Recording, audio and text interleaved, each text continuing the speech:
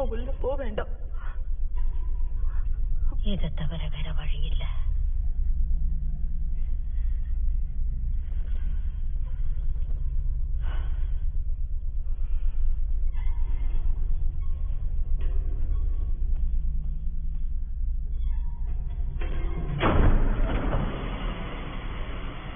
அந்த புனித சின்னம் நம்மள காப்பாத்துமா?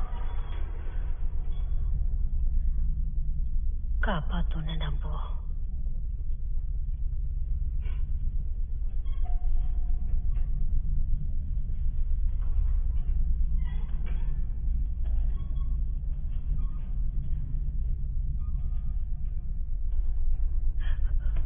எங்கள் பிதாவே, உங்கள் நாமம் பரிசுத்தப்படுவதாக, உங்கள் ராஜ்யம் வருவதாக, உம்முடைய சித்தம் பரம